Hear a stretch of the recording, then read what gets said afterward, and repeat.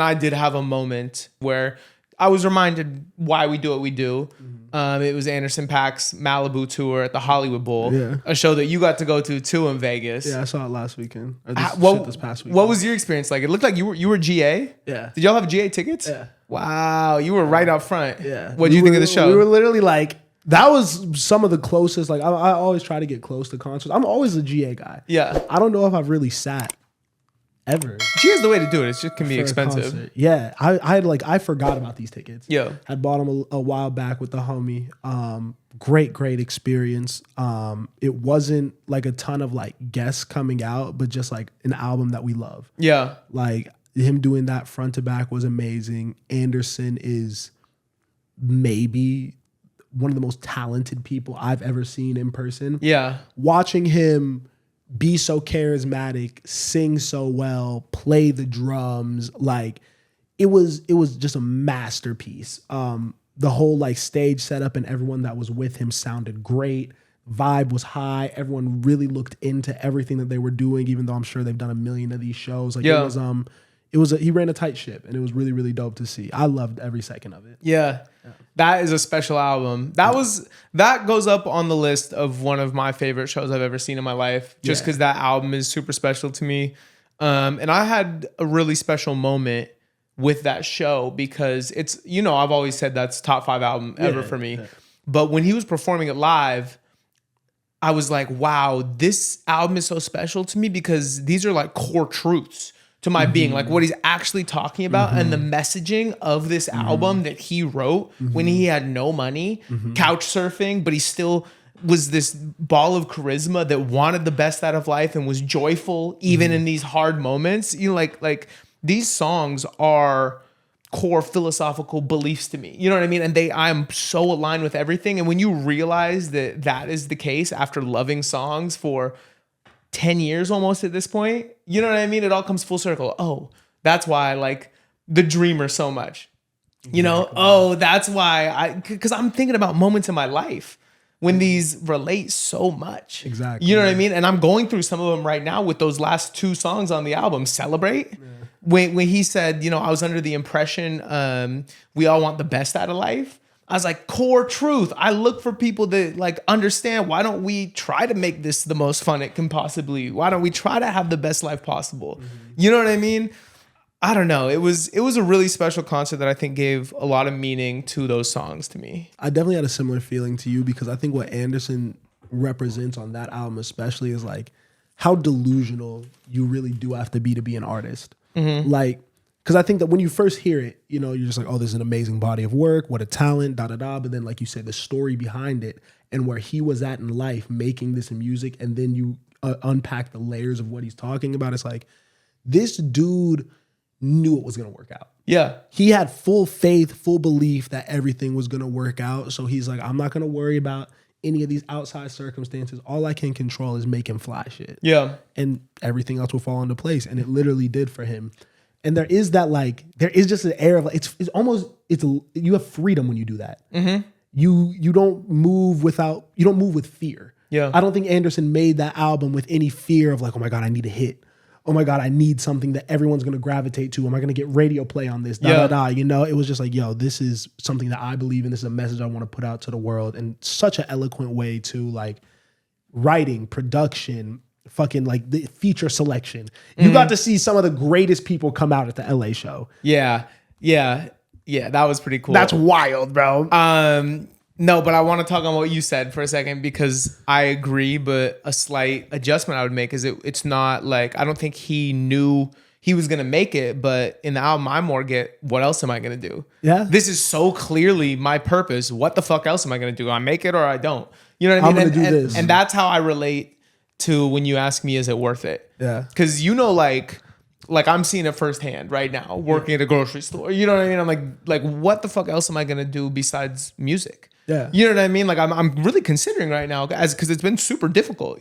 So I've ran through all the options, and I'm like, what the fuck else am I gonna do? This is all I do, so I'm gonna do it. You know what I mean? Like there's no other option. I'm telling you, we put like, I think we're funny because like you do realize like you put yourself in a certain position. Like, I have no hard skills. Like, I'm really just like, unless this A&R music shit works out, bro, it's like, you got to start at the bottom of some other shit. Yeah. And that's by choice. You know what I mean? Like, we obviously like chose to jump into this field and do what we're going to do, but it's a little bit of risk. Well, there's no if. There's no if. Yeah. There's no if. It's what don't you feel like this is what I'm here to do? Yeah, I mean 100%. Because a similar thing, you know, when I lost my job back in February, I was like, I almost had taken it for granted when I had it, and then when I lost it for a second and my day-to-day changed, I was like, oh fuck. Yeah, you know what I mean? Because it's like I missed the stress.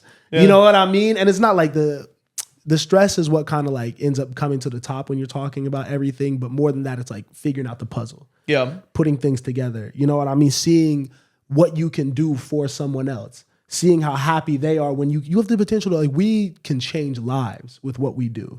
Because I don't think necessarily, for me at least, and I think you're a similar way, like, we're not natural musicians. I don't think our goal in any of this is to necessarily be the ones to make music or even be like the front man in all of this. You know, I mean, obviously niggas like the podcast, you know what I mean? See our face and shit like that. But I like seeing other people reach their potential. Yeah. I like helping other people reach their dreams and just being a small part of that. You know, that makes me feel good. So yeah, I mean, we'll continue to plug away and figure shit out. We're philosophy. We're philosophy pod today. A little bit. Shit is necessary. Necessary. But I do want to talk about the show a little bit. The Hollywood Bowl show was the best production I've ever seen in a concert. From the guests, he brought everyone out on the album, from Schoolboy Q, Rhapsody to Live Quietly at the very end, For the Dreamer, and then just brought Dr. Dre out and did the next episode where Anderson was Snoop and Dre was doing his part. Every time I go to the Hollywood Bowl, the vocal mixing is the best I've ever heard. Yeah. And so just like the live vocal was incredible from everyone that took the mic that night. I can't lie. After Dre came out, I was like, as soon as I hear Tints, I'm looking for Kendrick.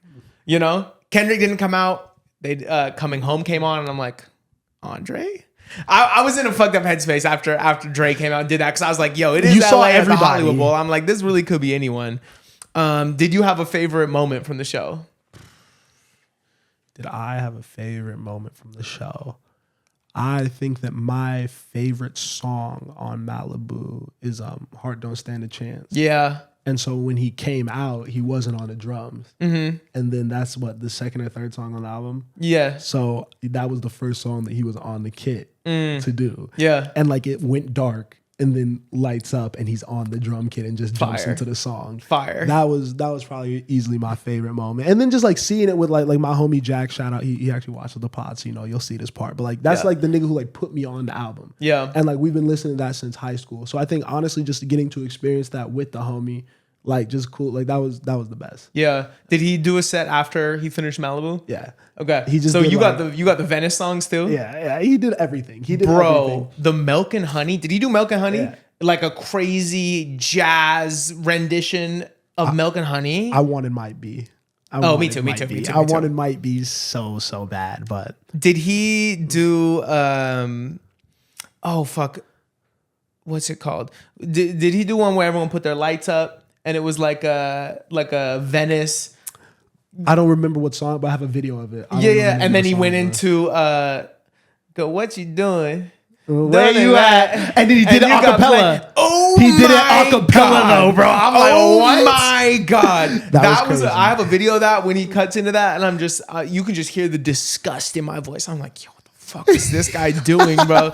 Nah, he might be the best like showman. Yeah. Out. You know what 100%. I mean? Somebody that's just going to blow you away with their stage presence, their charisma, their vocal ability, their instrument ability, and the stories he told between songs and the way that they led from track to track. That he is one of the ones you need to see him live while he's out and touring, because if you miss him in 20, 30 years, you're going to seriously regret it. He's one of those guys. History is going to look back on that Silk Sonic album a little bit differently than I think even we do right now, and Anderson's entire career. I was talking to Kaden about this because I went with my girlfriend.